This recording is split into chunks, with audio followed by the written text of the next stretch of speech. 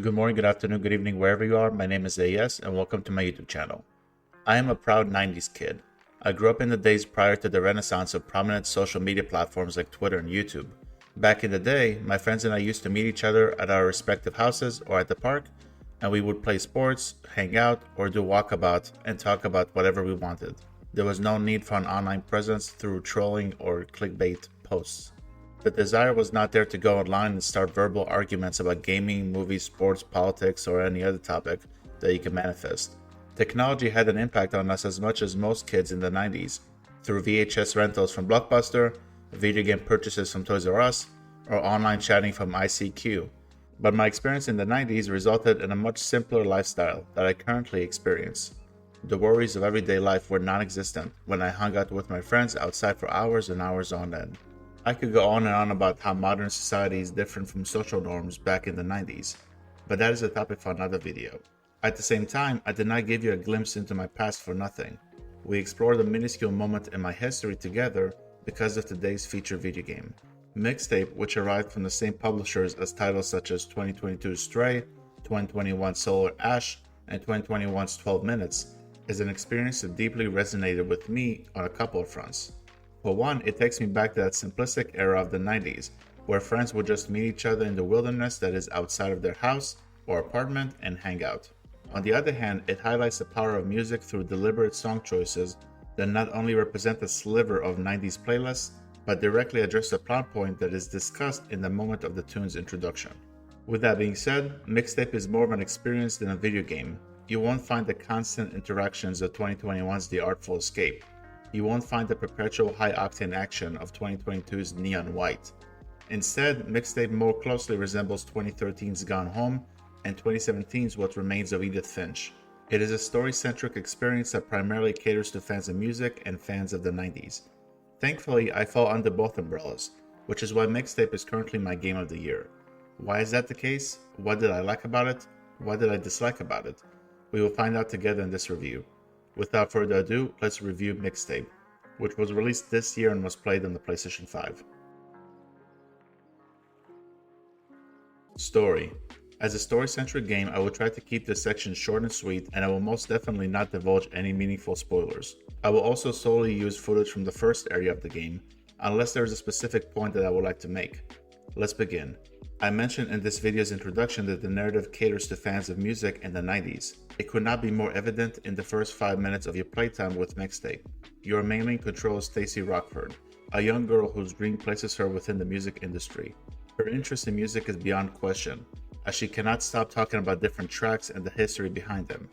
Fortunately for the game's protagonist, she's invited to New York City for an opportunity to showcase her latest collection of songs. The rest of the title's plot follows Rockford and two of her friends, Slater and Cassandra, on their last day together prior to Stacy's trip. Spoilers aside, the narrative in Mixtape brings together the 90s era and the impact of music on our lives, and I learned to adore this mixture more and more from the beginning of the title to its conclusion. There are many scenes where Stacy breaks the fourth wall and provides context to her touching coming-of-age adventure through a tune's backstory. In addition to this Deadpool-style narration, the characters are lovable, and the story is more down-to-earth than the adventure that was explored in The Artful Escape. It is not a fairy tale story, as there are no real surprises or twists, and its short length may be a piece of contention to many gamers. Even so, I love the story of Mixtape, even if, once again, Mixtape is more of an experience than a video game. Visuals and audio design. Regardless of how you feel about a video game, it is ultimately the choice of the designers to include certain features in their product. From Software typically forces you to read item description to fully understand their game's plot, while Naughty Dog executed a specific plot point early on in The Last of Us Part 2 that moved the plot forward but angered many gamers along the way.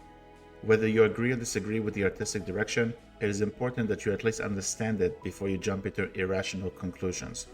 I'm directly addressing the importance of analyzing creative decisions in gaming because I've seen many comments online who are criticizing Mixtape's frame rate. I normally do not want to engage with drama, so I would simply like to pose a question to these critics. If you are not a fan of Mixtape's frame rate, are you also dissatisfied with the frame rate in 2019 Spider-Man Into the Spider-Verse? Let's move on from here. As far as I'm concerned, I enjoyed Mixtape's presentation. The visual style is beautiful and I appreciated the implementation of its frame rate as a way to provide an old school vibe. the lighting is superb across the board, regardless of whether you experience a scene during the daytime or at nighttime. With that being said, a title's visuals are only half of its presentation. How is the audio Mixtape? Prior to launching the game, you would hope that the sound design would excel due to the heavy emphasis on the power of music. Although I'm not familiar with many of the tracks that were referenced in the plot, I can attest to the soundtrack's positive impact on the game as a whole, as well as the narrative. Every inclusion in the soundtrack has a story-based purpose and offers additional characterization for the three main stars. Furthermore, the voiceover performances are decent, and combined with the wonderful writing, highlight the three musketeers as believable and relatable characters. Overall, Mixtape nails its presentation. I do not have any major complaints. Gameplay. I referenced two quote-unquote walk-in simulators that accurately represent the gameplay of Mixtape: Gone Home and What Remains of Edith Finch. However, I believe that the gameplay of today's featured video game more closely resembles the latter example. Whereas Gone Home only asks you to walk around and interact with objects in the environment, What Remains of Edith Finch implements several breaks throughout your journey, where you experience a more interactive gameplay loop. Mixtape is similar in that regard. Yes, most of your adventure will task you with nothing but walking and interacting with objects in the different environments, but you will come head-to-head with minigames that allow you to pause the repetitive loop. You may spend time in a park while taking pictures. You may take a trip to the baseball field and hit home runs. You may drive a car and bob your head back and forth to the beat of the music with your friends. These activities are not groundbreaking in any way, and they nicely complement the personalities of the characters who are involved in these minigames. As a whole, the gameplay follows the trend that was set by other narrative-heavy video games. The mixture of walking and a series of minigames is acceptable, the level design leaves no doubt as to where you're supposed to go, and there's a nice selection of characters' memories that you can re-experience from their perspective. There's no complexity to speak of or penalty for failure, but the simplicity of the gameplay ironically contributes to the simplicity of being a teenager or a kid back in the 90s. Achievement and trophy support. In a similar fashion to other walking simulators, Mixtape's list of achievements and trophies is easily manageable. As long as you explore every nook and cranny of every room in the game, you will earn or be close to the Platinum Trophy or 100% achievement completion by the title's conclusion. There seems to be an equal balance between exploration-based challenges that task you with interacting with every object in the environment, and miscellaneous challenges such as crafting a special slushie and throwing a stone through a hanged tire. The only challenge that gave me some trouble is called Front to Back, which asks you to interact with everything in the game. However, an inspection of a video guide resulted in my negligence of one or two items, and I was able to earn the game's Platinum Trophy in no time. All in all, the opportunity to have access to all of Mixtape's trophies or achievements is extremely doable.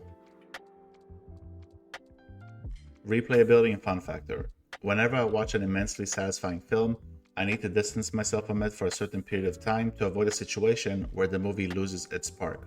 The replayability in Mixtape has the identical effect. I adored my time with Mixtape, but by the end of the second playthrough I lost any interest in replaying the game anytime soon. It is not a negative comment towards the title, but I'd rather not sour my favorable take on the game. The first playthrough alone locked Mixtape into my list of the top 10 favorite video games of 2026. I will replay the title down the road. No need to ruin it with unnecessary playthroughs at the moment. In the end, Mixtape places itself among Gone Home and What Remains of Edith Finch as some of my favorite walking simulators of all time. The characters are endearing, the mixture of 90s vibes and a fantastic and meaningful soundtrack is wonderful, and the story, as I stated earlier in the video, allows me to relive parts of my childhood back in the 90s. It is not a game for everyone, but my personal connection with the plot, the established world, the characters, and the music left me without choice but to crown a new contender as my favorite video game of 2026. I will give Mixtape from 2026 on the PlayStation 5 a 10 out of 10.